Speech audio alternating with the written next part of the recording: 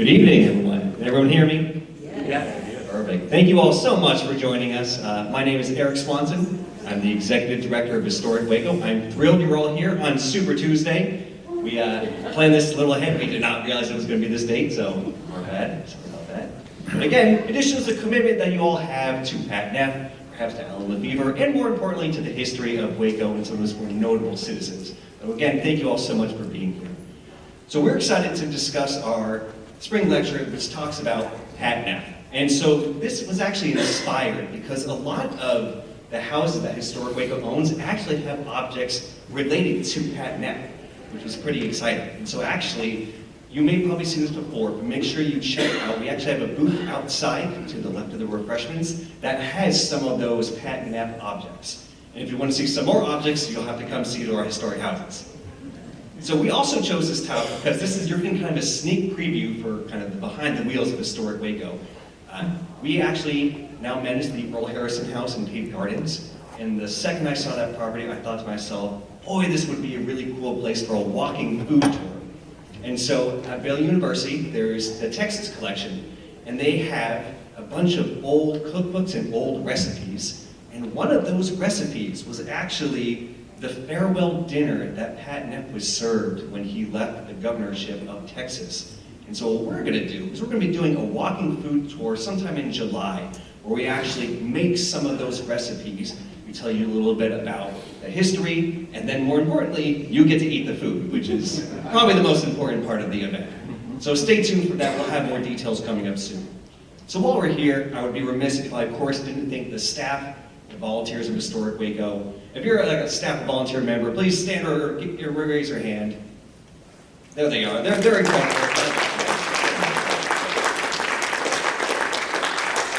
So Historic Waco, we are 100% a volunteer-driven organization. Without my staff and volunteers, it would just be me talking to people, probably talking to no one, because no one would know this event was even happening. So again, the volunteers, they're tremendous. And also, if you would like to join our volunteers, we are always looking for new members. We do lots of really fun events, activities, things like this, cool meetings. So yeah, if you want to join, you can always, we have literature outside you can talk to.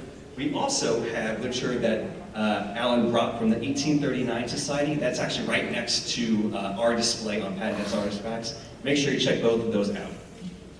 So now, and then lastly, the sponsor of the event, of course, as always, the McLennan County Historical Commission. Again, a big thank you to them, because again, without their support, we wouldn't be able to do things like this. So our guest lecturer tonight is Dr. Alan Lefever. He received his bachelor's from Baylor University, his master's of divinity from Southwestern Baptist Theological Seminary, and his PhD in church history from Southwestern Baptist Theological Seminary. Very accomplished. He has been the director of the Baptist Historical Collection since 1999 and an adjunct professor for Truett Seminary at Baylor University since 1999. He is part of a veritable host of professional and social affiliations. He sent me his CV. It was longer than my head. So just a few of them are the Academy of Certified Archivists, the Texas Library Association, the Texas State Historical Association. If there is a historical association, this man is in it.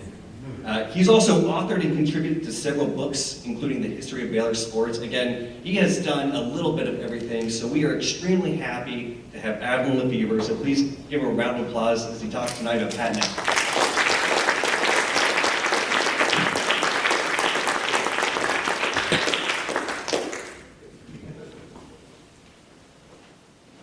It's good to be with you here tonight. If you know me, you know one of the things that I enjoy talking about is anything involving the history of Baylor.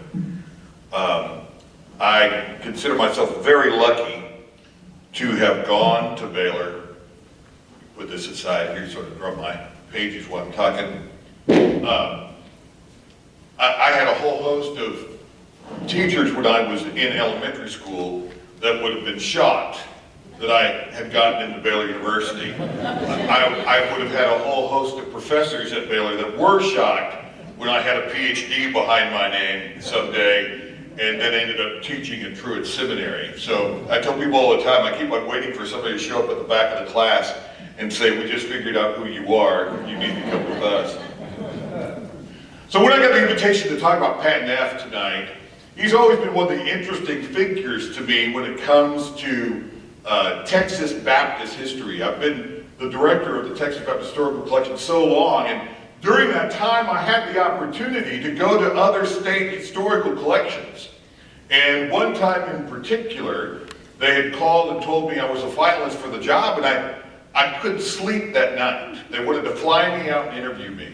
And I woke up the next morning and I turned to my wife Sarah and I said, I don't have a piece about going. I really don't care about Baptist in Alabama. And so I called them up and said, you know, you'd be wasting your plane ticket to come and have me come out because I won't take the job. And the reason was because I didn't know much about Alabama, but I knew they couldn't have the characters that we had in Texas. You know, in Texas, I got guys like R.C. Burleson and B.H. Carroll and Pat Neff and J. Frank Norris. And how could I give those guys up to go someplace else? And when I talk about Pat Neff, the first memory I have of Pat Neff was when I was a small boy. We had a school in San Antonio where I grew up named Pat Neff Middle School. Now, when I was a small boy, I thought it was Pat and F. I didn't know who this guy was, and his last name was just F, but I thought that was kind of weird. It wasn't until I got into junior high that I realized his name was Pat Neff. Then when I got to Baylor the first time, and I saw this building that said Pat Neff on it, I thought, who knew? This guy got his name on a building here at Baylor. It was only after that I started to realize who the guy was, how interesting he really was. And I told, if you read the article in the paper, I told Carl Hoover, you know, the thing is that S.P. Brooks, I think, is probably the greatest president in the history of Baylor University. But I think Pat Neff may be the most interesting.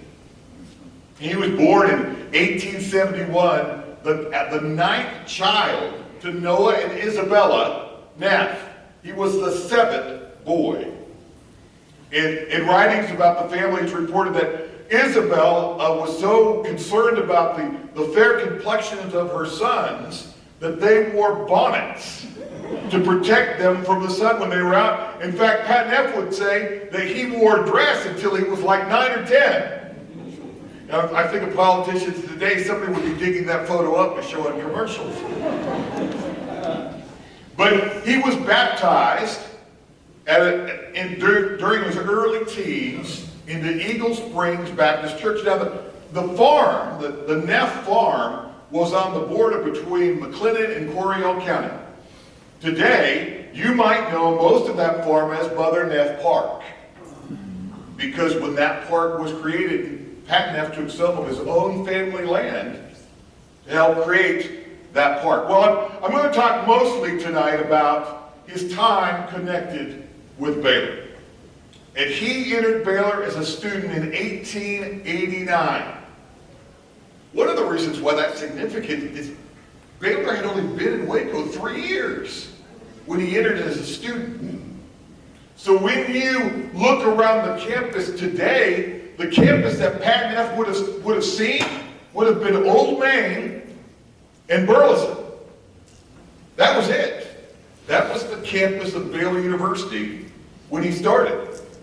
R.C. Burleson was the president of Baylor at the time. R.C. Burleson made a note that Pat Neff was one of those mischievous students. He apparently liked to pass notes in class and pull pranks. One of the people that he liked to pass notes to was a Murdy Maynard, who 9 years later would become his wife. I mean, I've heard of long courtships, but their 9-year courtship, and she dropped out of Baylor, and they corresponded back and forth, and they had a lot of nitpicky fights about who was dating who while they worked together, but somehow, 9 years later, they will end up getting married. And it's reported that he becomes a really good orator while he is at Baylor. Now, his dad had died when he was in his teen years. And one of his responsibilities was that he needed to go back to the farm from time to time to help his mother. And she would always be telling him, there were times when he just wanted to stay in school during the summer, and she'd say, no, you need to come back to the farm.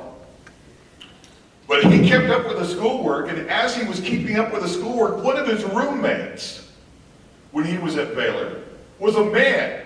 And I mean a man, because he was 8 years older than Pat Neff. Can you imagine, as a college student, rooming with a guy who's 8 years older than you? That man's name was Samuel Palmer Brooks. That was his roommate, and they became fast friends. And again, can you imagine becoming fast friends with a man who was 8 years your senior? And who could have known at that moment where that friendship would eventually take them? One of his favorite professors was also his pastor, and that was B.H. Carroll. He loved sitting in the classes at B.H. Carroll. And so this was a time in the early 1890s when Burleson was getting along in years. Carroll was the chairman of the board of trustees. He was teaching classes at Baylor, and he was the pastor at First Baptist Waco. This is one of really Neff's models, one of Neff's mentors as he starts out. Where he's going to graduate from Baylor in 1894, and he's going to, after graduation, he's going to teach school for a few years at the Magnolia School District before he goes to law school at UT. I know, it's kind of sad he went to law school at UT. But when he goes, and just as a side note, he never really embraced the law school at Baylor. I mean, he does some things that you kind of wonder why he just never gets excited about the law school at Baylor. He was proud that he had graduated from UT. When he graduated from UT's law school, one of his running buddies was Tom Conley, who would be a U.S. Senator one time. In fact, one time, when they didn't get Texas Independence Day off, they took a cannon from the Capitol and 45 pounds of gunpowder. They were going to go fire this cannon off in front of the president's home of UT. But the president of UT came out and saw what was going on and talked them out of it and got them to move the cannon to a different place and then have a debate whether they should get the holiday off or not. Now, I don't know how this administered, but to catch a prank in the offing, and your solution is a public debate and everybody buys it, you knew those guys were headed to be politicians. That was just a sign. But the fact that he goes and he gets the cannon with these other guys and he moves it to the president's house tells us that he was a prankster. He liked to pull things off. He liked to do jokes. He was a guy who liked a good prank. And I think keep that in mind as I talk to you about his time as president of Baylor University and what he might have thought of pranks back then. But he'll graduate. Oh, by the way, when he was in law school, he was all in on law school. He took more classes in a row all the time than anyone else did. And when other guys were relaxing, he was studying. He was working on graduating as quickly as possible. In fact, he wrote his mother once. Now, he was a teetotaler, famous teetotalers, of course, his good Baptist family. But he wrote his mother once and said that not everyone in law school was like him. And though he did not partake, that many of them would drink the drink the Germans were famous for. I like the fact that he didn't even use the word beer. They would just drink the drink the Germans were famous for. Well, after he graduates law school in 1897, he's going to get all excited about entering public service. He decides he's going to run for the House of Representatives in the Texas House. This is, in 1899, he's going to win that election. Now, what's going on at Baylor at that time? In 1899, the year he goes into the House, is the year that Oscar Cooper will become president of Baylor.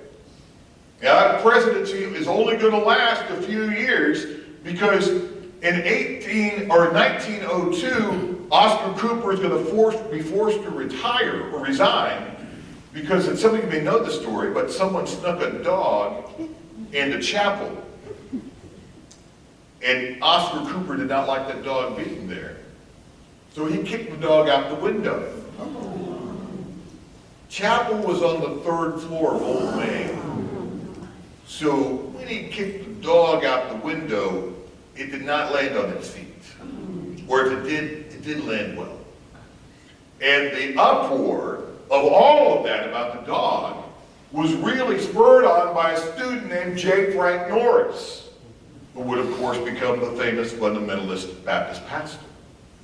But so in 1902, when Baylor has to come calling for somebody to fill the shoes of the presidency of Baylor University, they turned to S.P. Brooks, Norris's roommate.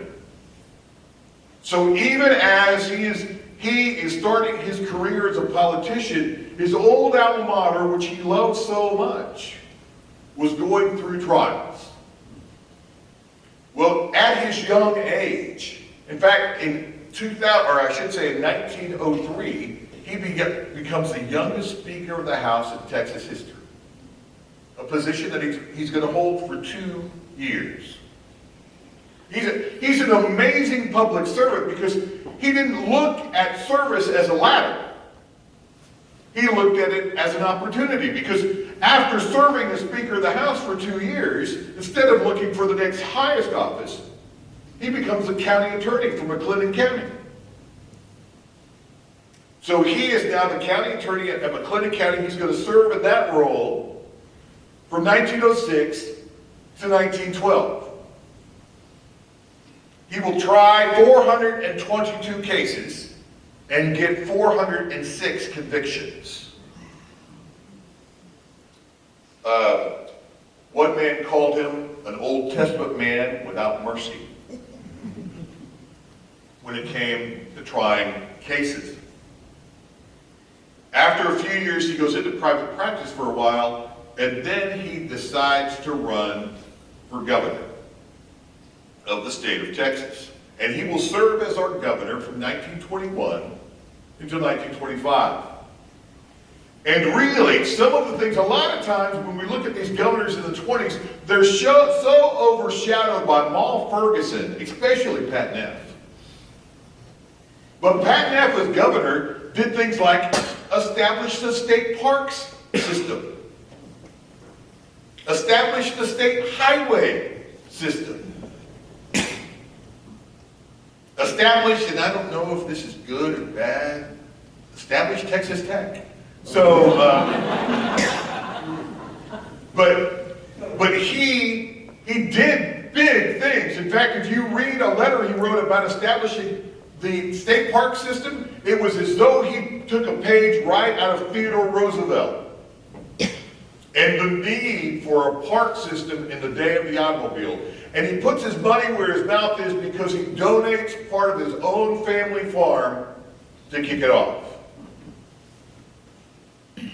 And really, when you look at his time as governor, the only kind of black mark you see is the fact that he hesitates on trying to figure out how to handle the Ku Klux Klan.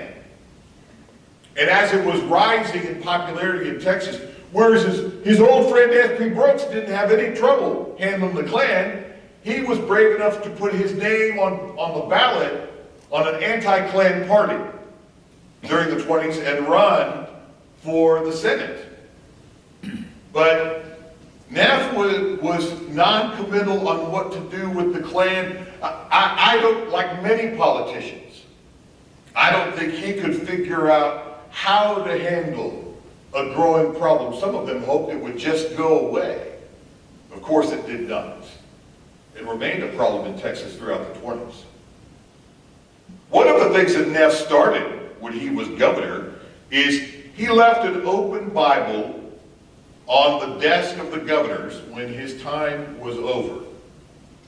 And it was open to one of his favorite verses, Psalms 105, that God's word would be a lamp unto his feet. Legend has it that when the Fergusons walked into the governor's office and Jim Ferguson saw that Bible open to that passage, he picked the Bible up and threw it in the trash can and said, "Sunday school is over." And that really will tell the difference, a little bit of the difference between a Neff administration and the Fergusons being back in the governor's mansion. He didn't stop, though, serving just as governor. He's going to serve, after his governorship is over, on the Texas Education Survey Commission from 1925 to 1926, on the Railroad Commission from 1929 to 1932, and while he was governor, he dodged a bullet when he almost was named president of UT. So, he actually was named as the candidate, and when the uproar was about having a politician serve as the president of the University of Texas, he declined it so that he didn't get in the middle of that debate. So he stayed busy. Now, all the time that he's doing this public service, he's also serving Baylor. Because in 1905, he is named to the Board of Trustees of Baylor University. 1905. In his mid-30s. And a lot of historic events that happened at Baylor University, Pat Neff observed from being part of it. His first board meeting was where his old mentor, B.H. Carroll, will stand up and tell a story. Remember, he is chairman of the Board of Trustees, Carroll is. And so here's this young, new trustee member hearing the chairman tell a story about how he was riding a train across West Texas when he had this vision about the need for theological school in Texas. And the vision was so real that by the time he awoke from the vision, he was standing up, grasping the back seat, or the seat in front of him on the train. And he shared this vision with the trustees, and they all were like, "Oh my gosh, we should turn the theological department into this theological school with which you speak." So they vote almost unanimously to create this new theological school. There's only one problem, and that's the president of Baylor, S.P. Brooks, is in Europe at the time. So S.P. Brooks gets back from Europe to find out that his board chairman has created a brand new department at his school without his consent. And apparently, his good friend, Pat Neff, had gone along with it. So you can see, Brooks might have been a little frustrated there. And you have to think that Neff, as much as he was first on the board, that vision from Carroll and who Carroll was to him had persuaded him to go along with this. I can't imagine what Brooks said to Neff when he got back. "Dude, you had one job. You're supposed to help look after the university while I'm out of town." Remember, we go way back. In fact, some of the biographers of Neff says the only real friendship he had through most of his life was his friendship with S.P. Brooks. So that was probably not a good moment for either one of them when that happened. Then from 1922 to 1924, when he's on the Board of Trustees, he has to deal with J. Frank Norris and his accusations of heresy at Baylor University.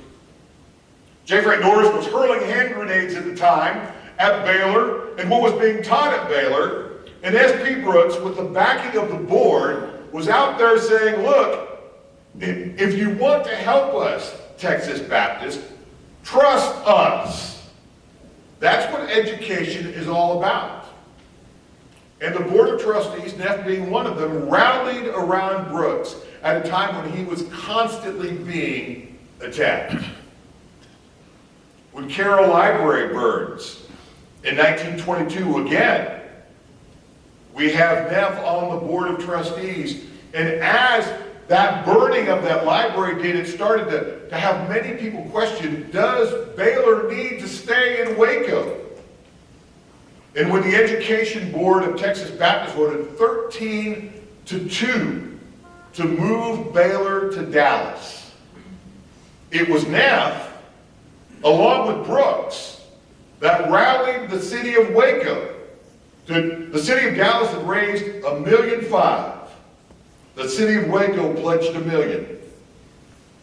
And pledged to raise $400,000 right away. And pledged to help build a building on campus. Anytime you walk into Waco Hall, if you're at Baylor University, that's the building that saved Baylor University in Waco. That's what started the partnership between the two schools. And that partnership doesn't happen if Pat Neff and S.P. Brooks don't work together. Because you see, in 1907, when Carroll finally got to have his vision of the theological school and Baylor Theological Seminary was created, and later became Southwestern Seminary, guess who the Board of Trustees turned to become chairman of the board? Well, Pat Neff. He's not even 40 years old yet. He's going to serve as chairman of the Board of Trustees for 24 years. And he will work hand in hand with his old roommate during that time to try to improve Baylor, to make it better. When the bus accident happens in 1927, killing 10 Baylor students, it's Neff, along with Brooks, that helped Baylor wade through the grief and the sorrow of that moment. Those of you that are Baylor grads here know that as the Immortal 10.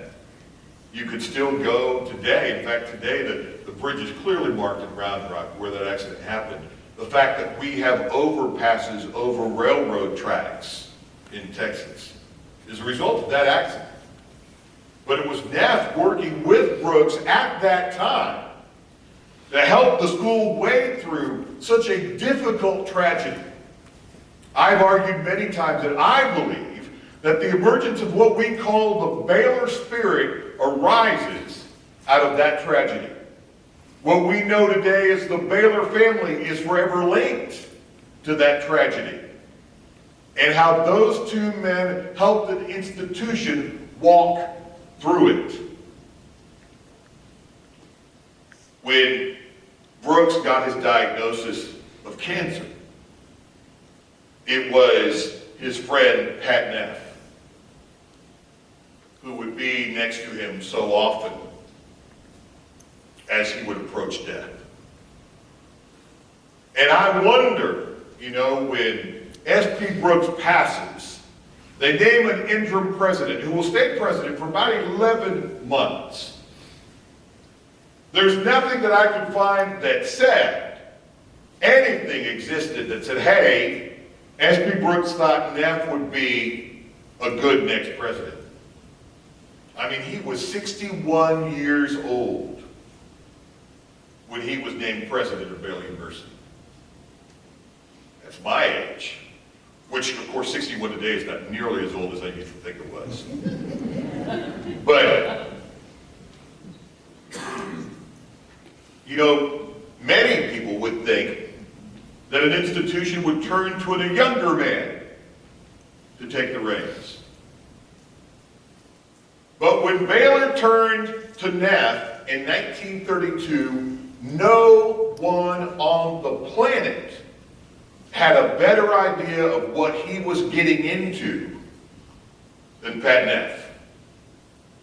He'd been the chair of the board for 24 years. He knew maybe something a lot of people didn't know. He knew how big that debt was weighing on the university that they had accumulated during the beginning of the Depression. Baylor had tried to cut salaries 10%. They'd issued special script for the faculty to kind of make up for it. Some places in town would take that script. One of the first things that Neff does as president, and think about this in your jobs today, what would you feel like if your boss comes into you and one of the first things they say was, everybody gets their salary cut by 25%. The good news is we're not going to issue script anymore, which was basically worthless anyway. So that was his trade-off. And then he would set, at the same time, he would set in motion a plan to wipe out the indebtedness of the school. Because of the dire situation that Baylor was in, the trustees decided to give him almost dictatorial authority. I shouldn't say almost, they gave him dictatorial authority. They helped try to cut expenses and raise money. He would barter with students to pay tuition, sometimes taking cows and horses to cover expenses. There was one young man, his name was Monroe Farrell. In 1930, when he came to Baylor in the early 30s, he had some carpenter tools. So Neff set it up to where he could get a job as a carpenter and work his way through Baylor. Some of you may think that name sounds familiar because it should. Because after he worked his way through Baylor, and the family became successful in business, in 1981, in acknowledgement of what Baylor had done for them, the Farrell family would give the initial gift that would lead to the building of the Farrell Center. You know, it's amazing sometimes the little things that one can do that end up making a big difference.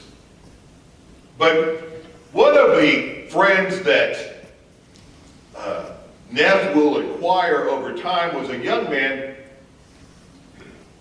who enrolled at Baylor in 1933. And his name was Abner McCall. And when Abner enrolled and became a student, and would eventually become his friend, he was asked one time what it was like from a student's perspective to come to Baylor under the leadership of Pat Neff. And McCall answered, well, I think it's how everybody saw it. Mr. Neff came in here and he ran the place lock, stock, and barrel. I mean, everything. Nothing was done without Mr. Neff's permission. And whatever he wanted to do, you know, take a hand in, he did. He hired everyone of the faculty members, hired everybody, and fired everybody he wanted to fire. He was an authoritarian for students and for faculty and for everybody. He had a rigid code of conduct that he prescribed to, and he insisted everyone live up to it. And, man, on or off campus, just like he'd say, any Baylor teacher or any Baylor student that drinks here or in Timbuktu will be fired. Wherever you are a Baylor man here and everywhere. So if you go home in July and you drink a bottle of beer and I find out about it, you're going to be kicked out of here.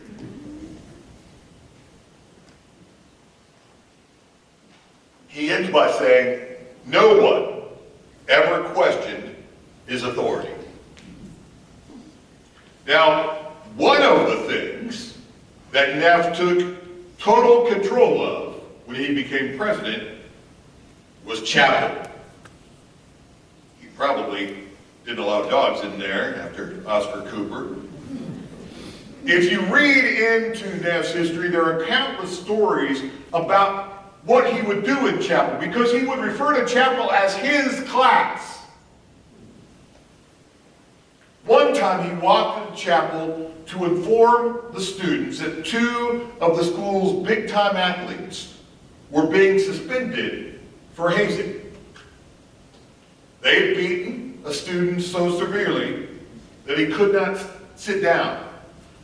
And in recognition of the beating, the school was flying their flag at half-mast for what the boy had suffered.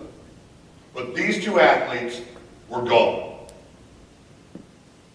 Can you imagine today a school just casting out two of its best athletes for anything and not having a way to get them back? But he did. He didn't even think about it. And in response, parents, organizations wrote Neff and said, thank you for taking a stand. Some parents would write saying, hey, my son, my daughter, they sing, they can do this, they can do that, could they come and do it in chapel? Everyone wanted to be a part of his chapel. But then he didn't just throw out those two football players. Chapel became a time where he would announce who he was throwing out.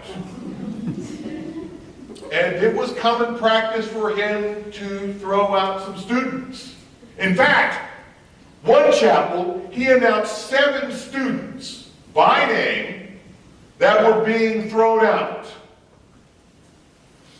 And then he said there were another 30 students that if they didn't get their lives right and get it together, they too would be thrown out. One student who said they were there said they were scared to death. He asked if the students would support him in this, and if they supported him, would they stand? Of course, the majority of students did stand. 2 who did not were Tom Connolly and Abner McCall. But apparently, Abner would say later that the person who was taking tabs, who was still seated, didn't report the 2 of them. I think it was interesting that Abner was brave enough to stand up against him as long as Neff didn't know about it. So, but this was a theme that Neff would use over and over again. For the students to show up in chapel, and if you had done something wrong, there was a chance you could be gone for a semester or forever. And he would announce it by telling everyone in the room what you had done and why you would leave. Neff was also, and I think this is kind of interesting, Neff was also a promoter. In fact, some likened him to P.T. Barnum and how he would promote things. And one of the first chances he got to promote, many of you know the stories, was the Key Quintuplets, a group of girls from Oklahoma, who they were the first quintuplets in America to live to maturity. Well, he found out about it in the early 30s. And he went to Oklahoma where they were, and Roberta and later on in life recalls his visit to Oklahoma. It says, it was a big thing then for Governor Neff to come to Hollis. He spoke to the high school assembly and all the people came. I was valedictorian. We played our saxophones. He was very impressed.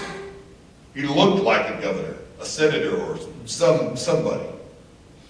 He stayed in our one hotel. I think he stayed another day. By the time he left, he had absolutely promised us, her and her sisters, the school. He saw the value of publicity. He was a publicity fiend.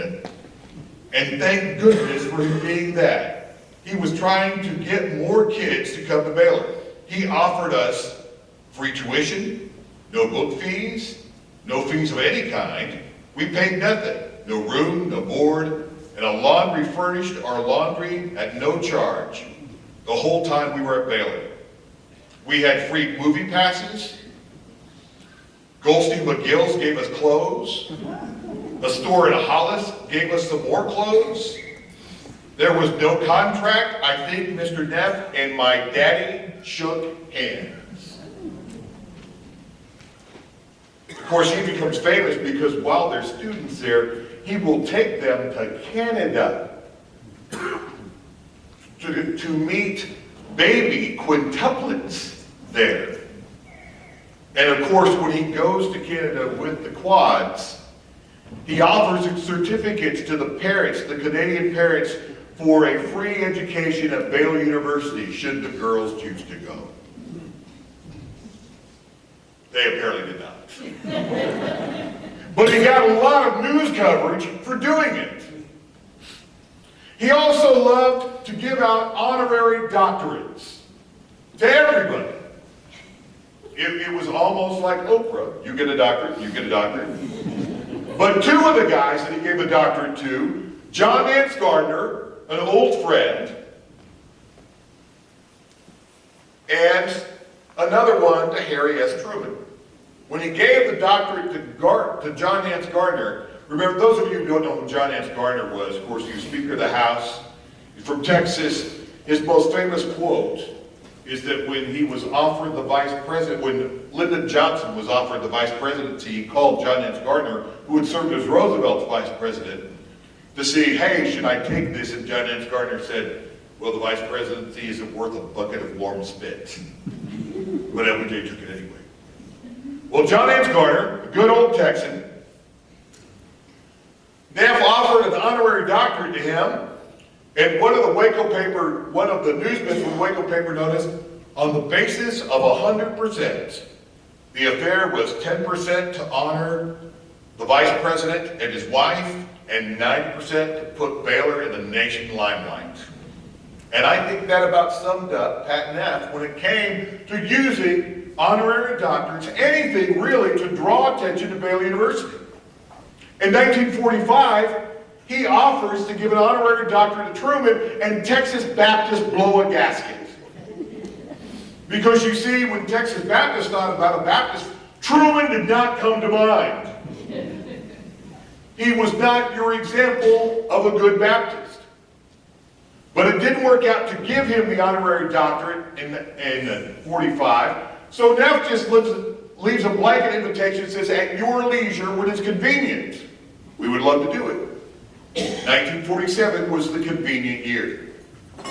And Truman comes to accept his honorary doctorate from Baylor. And obviously Baptists had gotten over exactly what kind of Baptist Truman was, because that same year Truman is invited to and does speak to the Southern Baptist Convention. So it's amazing what happens in 2 years' time that he kind of says, oh, wait a minute. This isn't as bad as I thought. But I think Neff's endorsement was one of those reasons. That people are like, hey, maybe Truman's not a bad guy.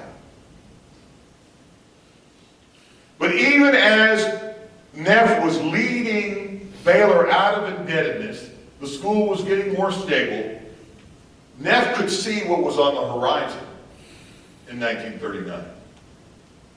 He knew soon that the country would be drawn into a war it could not escape. So in 1939, he works with the government to set up a pilot training program that Baylor is tied to. And soon, more contracts with the government are coming. Now, those of you that are Baptists here tonight, you may know one of our long-standing principles is separation of church and state. Having the government involved in anything kind of gives Baptists the willies sometimes, or at least it used to. And so, Neff, when he points out, when he's asking the government to do with this new relationship with Baylor, he said, it is my thought that Baylor should cooperate as far as our ability and equipments will permit with the federal government in this education and training of our men for military service. In doing this, we may be violating some of the fundamental principles of our denominational teaching, but the present war is a total war, and we are involved in it. So, when the war starts, Neff looks at the opportunities for these military contracts as a way to keep his faculty employed. Because, you know, right off the bat, Baylor's going to lose a lot of male students. It's war. So he signs these contracts, and so many military servicemen are now coming to Baylor that he needs to hire more faculty. And he needs to hire them for specific classes. He turns to his young friend Abner McCall, who for a time had actually taught at the law school at Baylor, and then had gone off again, working for the FBI. He calls Abner, or he writes Abner and says, hey, I want you to come here and teach navigation to the pilots. And Abner says, I don't know anything about navigation. I'm a lawyer. And Neff responds, "It doesn't matter, we'll figure it out when you get here." And he did a lot of that back in the day, just to get people to campus. He was eager, and I should say that McCall declined the invitation to teach navigation at Baylor. He will get back to Baylor, but he was not in a big hurry to get to Baylor to teach navigation. Baylor does well during the war. Baylor students serve well during the war. 3,000 Baylor men will serve in World War II. 110 of them will serve as chaplains. 116 will die in action, and 12 will be MIA. 2 Baylor students, one who was a student at Baylor while Neff was president, will win the Medal of Honor. Jack Lummis and John Kane. Ironically, and just a side note, both of these men were athletes at Baylor University. John Kane actually survived the bush crash of the Immortal 10. To this day, we are the only institution in America that has 2 athletes outside of the military academies that have won the Medal of Honor. I think that is an interesting and honorable tribute to those 2 men coming from Baylor University. Well, to see how the war and its aftermath affected Baylor, just listen to these numbers. In 1945, as the war is drawing to a close, the total enrollment of Baylor is 1,816. 1,203 women, 613 men, including 161 vets. In 1946, the enrollment at Baylor is 3,712, including 2,432 men. 1,825 of those men are vets. In 1947, there are 2,282 vets on campus, comprising 52% of the student body. The GI Bill of Rights, or as we will know it, the GI Bill, was changing the face of not just Baylor, but colleges across the United States. And where would we put all of these people? Neff and his leadership had to scramble for housing. They were buying empty Quonset huts from the military, sticking some over on the Circle. You know, that death trap we all go to every once in a while. Baylor housing went down that far, and they had 18-year-old kids out of high school bunking with people who had served in World War II. Those were interesting bunkmates. Can you imagine what it would be like rooming with a guy who may just be a couple years older than you, but who had been in Iwo Jima, who had faced war? A lot of those guys came home with bad habits. In particular, smoking. Smoking was not allowed on the Baylor campus. And it had been that way as long as Neff had been there. He took a hard line against it. Some great men came back with that bad habit. I had Henry Jackson Flanders for religion at Baylor. He liked to let you think that he didn't smoke much, but you could lick the nicotine off his wall. And he tried not to let people see him smoke, but if you got him to be honest on the moment, he would talk to you about, hey, we picked that up in World War II. Well, these young men, Flanders was one of them, came back, and they wanted to be able to smoke on campus. They probably needed to smoke on campus. And so one day, they decided that they would do a protest that Neff could do nothing about. You see, he might be able to expel one here, one there. One day, they lined the walkway between Pat Neff Hall and Waco Hall on both sides and lit up, just as Pat Neff was walking to chapel. There was absolutely no way he could throw out all those guys. It was also a sign how things were changing on the campus. The hard rules that Neff had employed for many years had started to weaken. The campus was changing. Now, I talked about those guys coming back with bad habits. At the same time that was occurring, in the waning years of Neff's administration, something beautiful happened on that campus, and that was the youth revival movement. With guys like Jackie Robinson and Howard E. Butt Jr. that would start a revival movement that would go across the United States and in some parts of Europe as well. But Neff knew, even with good things happening, that people were wondering when he would call it quits. Speculation had been in the mid-40s he might call it quits. And he let people know, hey, really, I want to hang on to the centennial. Then the centennial came and went. And he was still there. In the 1947 report that Baylor issued to the Baptist General Convention of Texas, it basically is Neff's magnum opus to his presidential administration.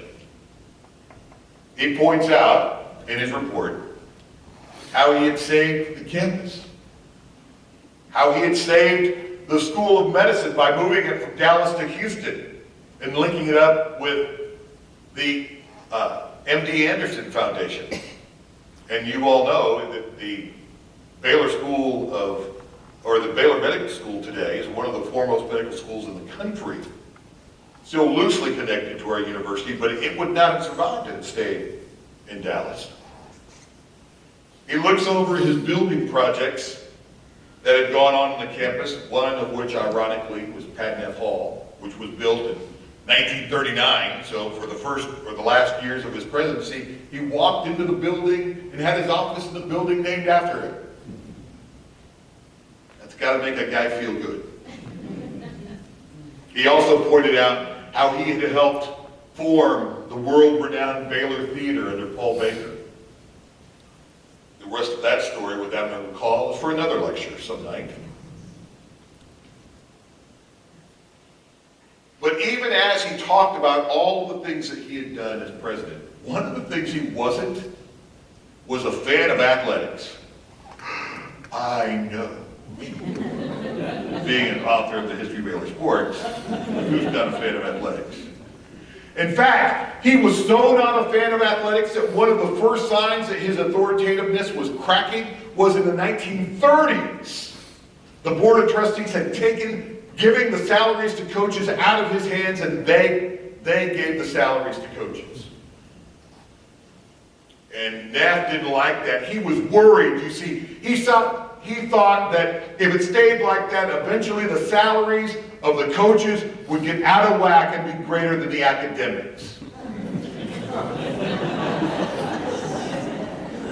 If you could come back today and see how right he was.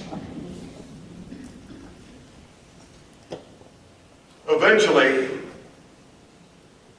people grew weary of his leadership style. You know, Admiral Call pointed out later that you didn't hire anybody, you didn't take an action, you didn't spend a penny without Mr. Neff. He ran a university that was very small during the Depression. It was a personal operation with Neff on everything. But you see, that small university and the Depression no longer existed. A leader needed to be able to share with others responsibility. McCall noted that Neff frowned on everything that was done, it seemed like. But at other times, Neff didn't take himself too seriously. If you want to go to the Texas Collection today and you want to see a picture of Neff riding in the May Day festivities at Baylor on a donkey, you can, because every year he'd ride in a donkey race. The students really loved him. But his time was coming to a close. And when he announces his resignation, filing on November 7th, 1947, effective at the end of the year, he makes his annual report to the BGCT, highlighting all the things that he had done. One of the last things he tries to do is fire the business manager at Baylor and the director of Baylor alumni on the same day. The Board of Trustees decided that they're going to rehire the business manager. And he didn't have the authority to fire the alumni guy. So he was put back in place. A lot of people speculate, why did he resign when he did? Eugene Baker, the noted Baylor historian, said after the war there were probably several things that led to Neff's gradual loss of effectively administering the university. His age, his inability to alter his course, his jealousy of others in the limelight, and his failure to recognize the changing times.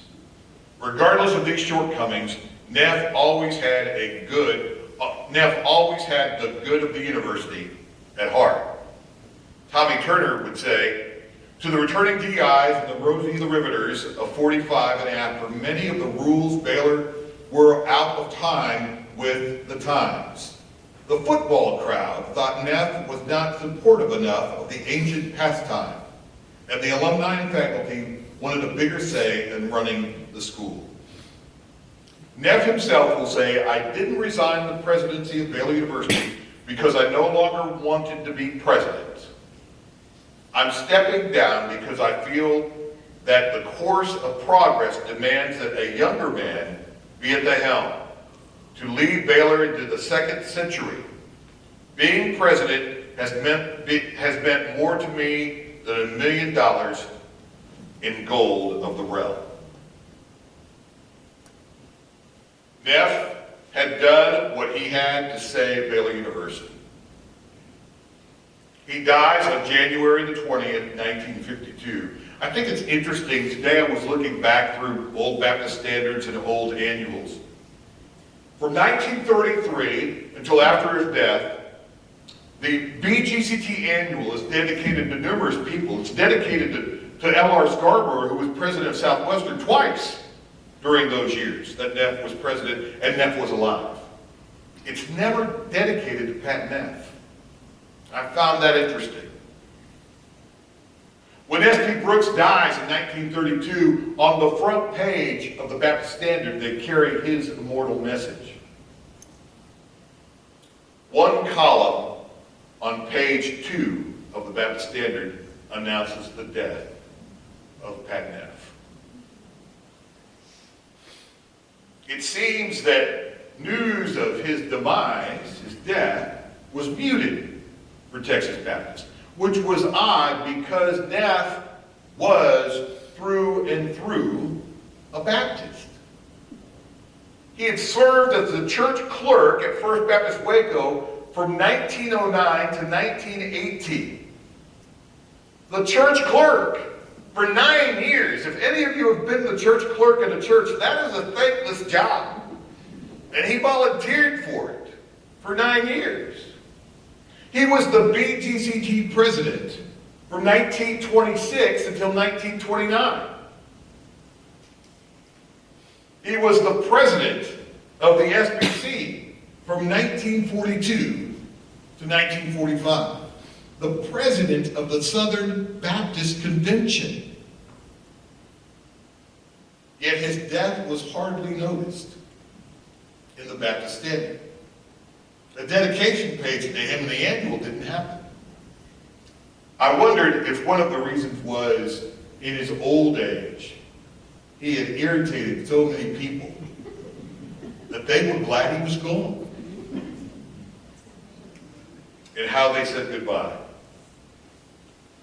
Every day I walk into my office, I am reminded of Pat Neff and what he thought about history. His quote is on the side of Pat Neff, It's on a framed hanging in my office. And if you ever see any of my staff wearing our shirts, it's on the back of our shirts for the Texas Baptist Historical Collection. And that quote is, "The preservers of history are as heroic as its makers." Brothers and sisters, when I'm down, when I don't think anybody cares about what the Texas Baptist Historical Collection is doing or noticing, I remember that Pat Neff got it. We preserve so that others will know the events. So I tell you tonight, Pat Neff was a character, he was a promoter, he was a Baptist, he was a politician, but he was a figure in history that changed the way we see not just Texas, not just Waco, but certainly Baylor. The preservers of history are as heroic as its makers. And I'll take questions now.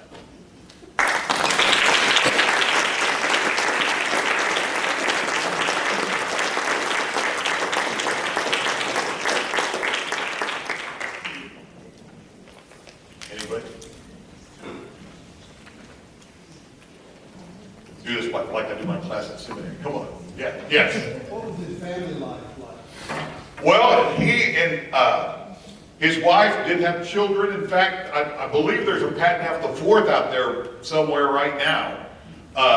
So he had a good family life. They had a very strong marriage. She outlives him by about a year, but they were quite a couple and very well known.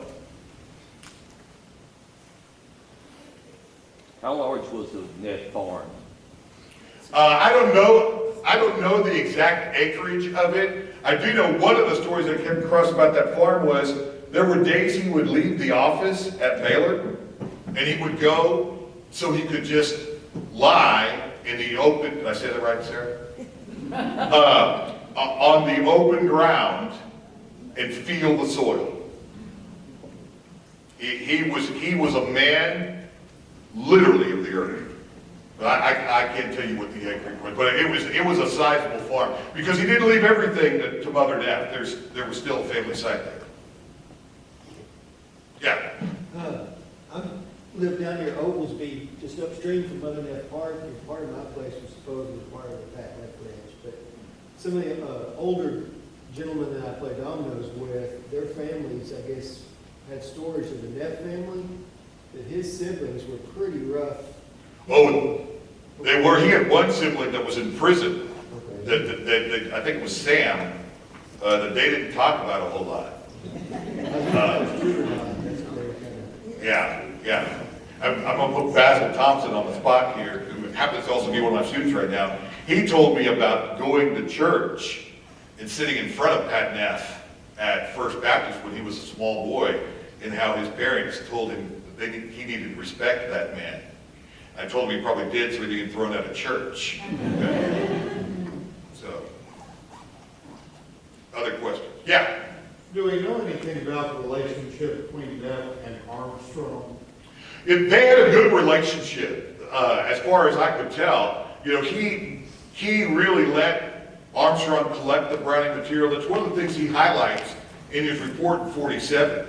And I think had it not been for the war and having recovered from it, that Browning library probably would have happened under Neff. He would have done what he could. He liked let's put it this way, he liked the Browning collection a whole lot more than he liked the Union building. He could not understand why they were wasting all that stuff on the Union building. So, anybody else? Y'all, I have so enjoyed tonight. We do have our table out there for the Texas Baptist Historical Collection.